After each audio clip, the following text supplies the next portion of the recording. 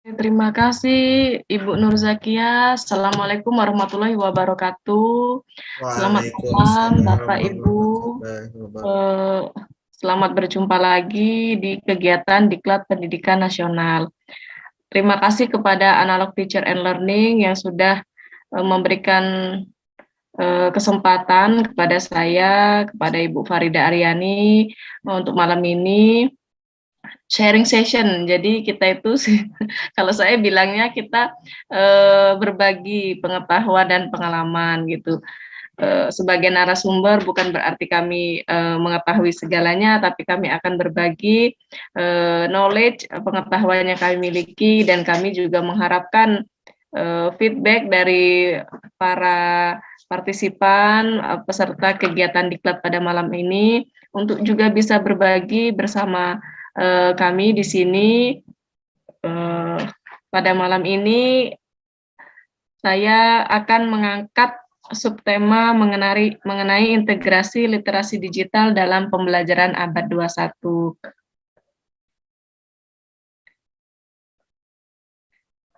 Next, Bu Nur Zakia. Iya, kita harus pahami dulu, satukan hakikat dari, atau bisa juga disebutkan bahwa definisi dari literasi digital. Apa itu literasi digital? Gitu kan sudah sering sekali kita dengar berseliweran di mana-mana, baik di media sosial, kemudian media elektronik seperti televisi. Karena momennya pas, kita ini baru saja terdampak pandemi COVID-19 gitu. Jadi dunia digital ini semakin marak, kemudian juga sangat dekat dengan kita saat ini. Jadi apa itu literasi digital? Nah, di sini literasi digital dijelaskan adalah minat, kemudian sikap dan kecakapan atau kemampuan individu personal dalam mengoptimalkan penggunaan teknologi digital, kemudian dan komunikasi dalam hal untuk mengakses, kemudian mengatur, mengintegrasikan atau menghubungkan, menganalisis, serta mengevaluasi sebuah atau suatu informasi yang kita peroleh, kemudian dikonstruksikan dalam pengetahuan yang baru, lalu melakukan dan berkomunikasi dengan orang lain, sehingga informasi tadi dapat ikut serta berperan aktif di dalam masyarakat. Next, Ibu Nur Zakia. Nah, ini terdapat 3 posisi peserta didik, karena kita berbicara di sini adalah dalam konteks pembelajaran ya. Jadi peserta didik itu memiliki posisi sebagai subjek ya, sebagai subjek bukan sebagai objek. Subjek artinya orang yang menjadi poin penting terhubung ke bagian literasi digital. Yang pertama yaitu siswa sebagai pengguna teknologi, tentu saja karena teknologi di sini dimanfaatkan oleh peserta didik, kemudian siswa sebagai penanya teknologi. Lalu yang ketiga, siswa sebagai produsen teknologi. Artinya yang memproduksi informasi, kemudian pembelajaran-pembelajaran itu sekarang kan student center learning. Jadi peserta didik itu menjadi pusat dari proses pembelajaran. Nah, nanti produsen teknologi di sini diartikan sebagai siswa bisa membuat sebuah misalnya media video dari proses pembelajaran yang telah dilakukan atau yang akan dilakukan. Nah, berdasarkan 3 subjek tadi, ini sangat jelas bahwa siswa ini memiliki posisi yang sangat penting dalam literasi digital, yaitu posisi siswa sebagai fungsional, kemudian kritis, dan keaksaraan retoris. Next, Bu Nur. Ini ada pengembangan literasi digital. Jadi mengembangkan literasi digital ini tidak hanya sekedar kita mengetahui aspek teknis media digital saja, misalnya software, kemudian aplikasi. Namun literasi digital di sini lebih mengacu pada praktik komunikasi, kemudian hubungan cara berpikir yang tadi berpikir secara kritis. Generasi kita ini kan untuk anak-anak didik kita adalah generasi Z ya, generasi Z, kemudian anak-anak TK itu sudah ke generasi alfa. Jadi sangat erat sekali kaitannya dan apa namanya,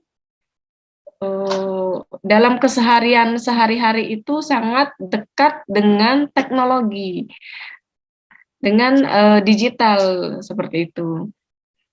Literasi digital yang tadi merupakan kecakapan individu dalam mengakses, mengelola, dan memanfaatkan dengan baik teknologi informasi dan komunikasi ini tentu ada dalam berbagai aspek kehidupan, baik di kehidupan sekolah, kemudian lingkungan bermain, kemudian di dalam keluarga, lalu di masyarakat. Next, Ibu Nur. Literasi digital dalam pembelajaran abad 21. Kalau kita berbicara tentang abad 21, ini kan lebih dikenal sebagai era pengetahuan ya, atau knowledge age. Nah, pada masa ini, pengetahuan itu merupakan hal yang utama, terutama dalam bidang pemenuhan kebutuhan hidup, yaitu kebutuhan dalam bidang dunia pendidikan, knowledge based education. Lalu ada juga pengembangan ekonomi, knowledge based economic. Selanjutnya ada pengembangan dan pemberdayaan masyarakat, knowledge based social empowering. Dan yang terakhir itu ada pengembangan dalam bidang industri, knowledge based industry. Khusus untuk di lembaga pendidikan, dalam kegiatan pembelajaran, yaitu pada knowledge age atau era pengetahuan, harus disesuaikan dengan kebutuhan pada masa pengetahuan tersebut. Jadi, mungkin guru-guru kita akan berucap bahwa zaman saya dulu tidak seperti ini, zaman saya dulu tidak menggunakan ini. Itu benar pada zamannya dulu. Namun di kondisi saat ini, perkembangan abad 21, lalu generasi kita, anak-anak kita adalah generasi Z, generasi alpha, itu tidak bisa dijauhkan dari digital. Maka kita harus melakukan pembelajaran sesuai dengan zamannya dan sesuai dengan kebutuhannya. Makanya di Indonesia itu kalau saya perhatikan sering ada ujaran di masyarakat ganti menteri, ganti kurikulum gitu ya. Namun sebenarnya kenapa kurikulum berganti? Adanya pergantian zaman, lalu kebutuhan dari peserta didik. Tentu saja kebijakan mengenai kurikulum itu tidak serta-merta diganti, ada evaluasi sebelumnya. Sekarang kurikulum merdeka, artinya kurikulum ini dievaluasi, sudah dinilai cocok untuk di era digital ini dengan mempertimbangkan banyak hal. Jadi seperti itu ya. Untuk penggunaan teknologi digital yang berkembang dengan pesat ini, nah inilah salah satu ciri dari perkembangan pendidikan di abad 21 dengan adanya penggunaan teknologi digital secara masif banyak gitu. Next, Ibu Nur. Lalu penggunaan internet pada abad 21. Nah, melalui konsep pembelajaran abad 21, pendidikan ini kan menjadi sebuah hal utama agar peserta didik memiliki kemampuan belajar sekaligus berinovasi dalam kemampuan penggunaan teknologi dan media informasi, serta dapat bekerja dan tetap survive, bertahan dengan berbagai keterampilan untuk hidup, life skill. Penggunaan internet sebagai salah satu media pembelajaran ini semakin dikenal luas oleh masyarakat dan mengalami peningkatan tentu dari tahun ke tahun. Penggunaan internet di Indonesia ini mengalami perkembangan pengguna yang menggunakan internet ini secara signifikan mengalami kenaikan. Ini bisa terdata bahwa sedikitnya 3 jam per hari. Dalam satu hari kan ada 24 jam. Nah, setidaknya 3 jam per hari itu masyarakat di Indonesia kemudian melakukan browsing, pencarian di internet.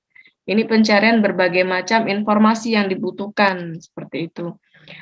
Lalu pembelajaran saat ini kan tidak lagi hanya di dalam ruang kelas ya. Kalau dulu bahwa proses pembelajaran itu dikategorikan ada di dalam ruang-ruang kelas secara offline.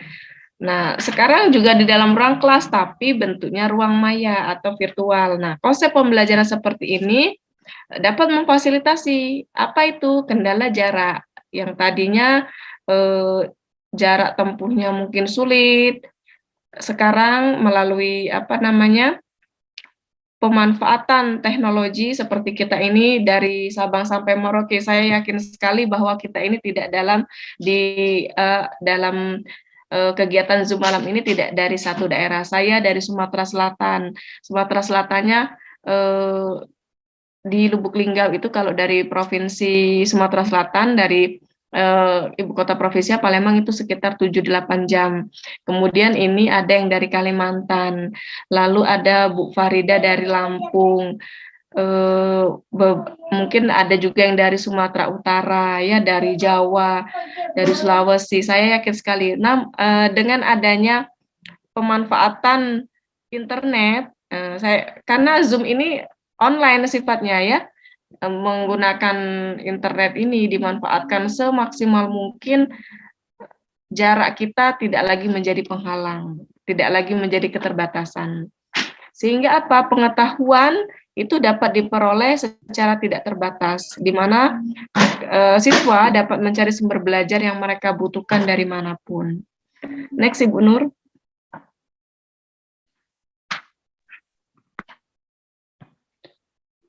Lalu kecakapan digital.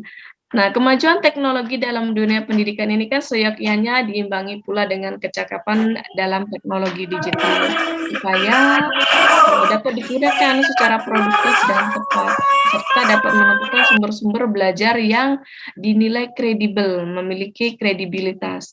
Sehingga peserta didik ini mencari sumber tersebut melalui internet dari berbagai situs, maka mereka memerlukan literasi digital yang dapat membekali mereka akan kemampuan memilih informasi dengan benar dan tepat.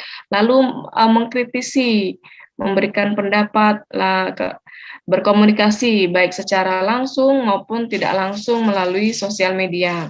Nah, oleh karena itu, kecakapan digital ini yang disebut sebagai literasi digital harus ditanamkan kepada peserta didik yang terintegrasi atau terhubung dalam setiap mata pelajaran gitu. Next, Ibu Nur. Ini ada 8 komponen esensial untuk mengembangkan literasi digital. Jadi kan kita udah tahu tadi posisi peserta didik ini sebagai pengguna, penanya, dan produsen teknologi yang tentu memerlukan kecakapan serta keterampilan tersendiri yang ditunjang dengan fondasi literasi yang kokoh agar dapat berkembang sesuai dengan tujuan pembelajaran di abad 21. Apa saja 8 komponen esensial tersebut? Yang pertama adalah kultural, culture, kebudayaan. Nah, bagaimana memahami berbagai aspek pengguna dunia digital ini dari berbagai macam suku, bangsa, negara, gitu ya. Yang kedua, kognitif, kemampuan akademis, daya pikir seseorang dalam menilai suatu konten. Informasi ini valid nggak ya? Informasi ini tepat nggak ya? Informasi ini benar tidak ya? Ya, jadi itu dibutuhkan kemampuan kognitif, komponen kognitif. Yang ketiga konstruktif, membangun. Jadi reka cita sesuatu yang ahli dan aktual. Jadi kita membangun pengetahuan, membangun informasi itu dibutuhkan. Yang keempat adalah komunikatif. Pengetahuan mengenai kinerja jejaring, kalau jejaring itu relasi dan komunikasi di dunia digital. Yang kelima kepercayaan diri serta bertanggung jawab. Yang keenam, kreatif dalam melakukan hal baru melalui cara yang baru. Yang ketujuh, kritis dalam menanggapi suatu konten gitu. Kalau konten ini dirasa tidak perlu, nah, maka kita harus kritis. Kemudian konten ini sepertinya kurang bermanfaat. Konten ini menimbulkan pemaknaan yang tidak benar, boleh kita kritisi. Dan yang kedelapan, bertanggung jawab secara sosial.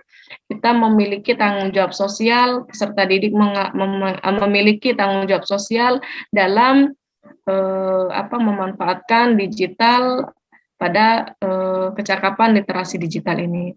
Nah, 8 komponen tersebut dapat dijadikan landasan dalam mengintegrasikan kecakapan literasi digital pada peserta didik dalam dunia pendidikan, khususnya dalam aktivitas kegiatan pembelajaran di dalam kelas.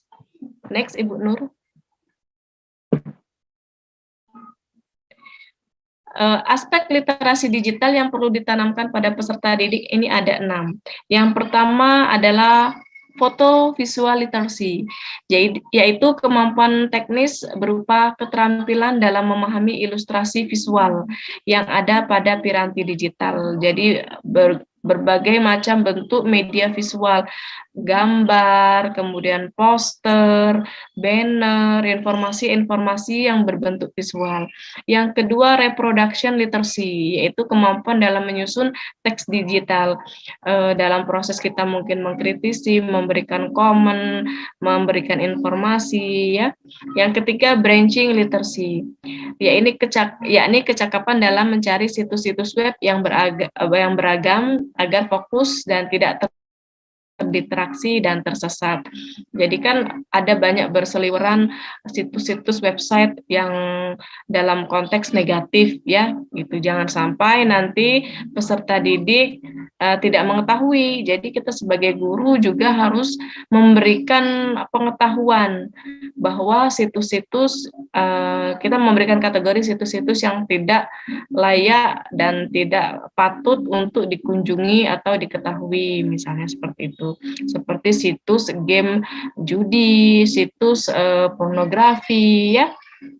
Lalu yang keempat, information literacy, yaitu kemampuan menentukan dan menemukan informasi yang dibutuhkan melalui internet, serta mengidentifikasi keakuratan informasi itu secara kritis.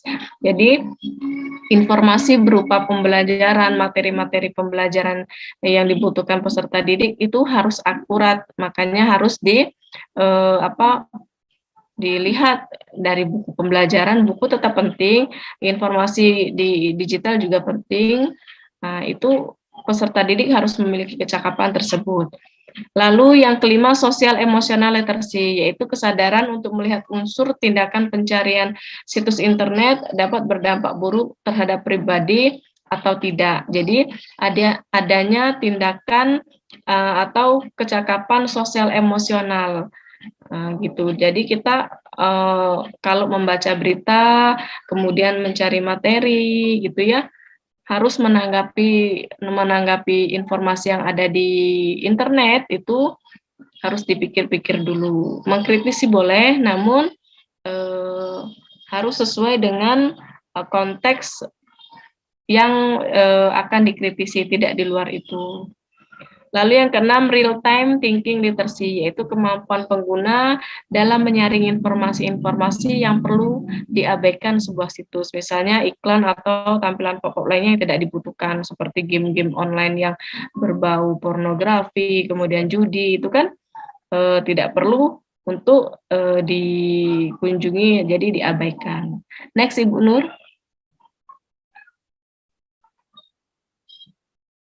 Kebermanfaatan literasi digital. Nah, jadi literasi digital ini perlu diketahui dan juga dipahami oleh peserta didik untuk mengetahui mana yang perlu disebarkan, di-share kepada orang lain, dan mana yang tidak boleh disebarkan atau di-share kepada orang lain, lalu paham akan hak-hak pengguna internet lainnya. Kemudian tahu batasan apa saja yang harus dipatuhi, ada protokol, ya, seharusnya yang dalam penggunaan internet, sehingga dapat mewujudkan kehidupan dunia maya yang safety, yang aman, yang confidence, nyaman, serta dapat melakukan upaya edukasi terhadap informasi yang dibutuhkan. Peserta didik ini sangat amat perlu dibekali dengan elemen-elemen esensial tadi, agar mereka kritis dan dapat memilih apa yang memang dibutuhkan, sehingga penggunaan teknologi informasi dan komunikasi ini menjadi sesuatu hal yang berdampak positif bagi dirinya, bagi keluarganya, bagi lingkungannya, bagi lingkungan bermain, lingkungan masyarakatnya. Next, Bu Nur Zakia. Oke, terima kasih atas atensinya pada malam ini menyimak sampai pemaparan kami sampai jam 8. Selanjutnya kami kembalikan kepada moderator untuk melanjutkan sesi selanjutnya. Terima kasih, saya akhiri. Wassalamualaikum warahmatullahi wabarakatuh.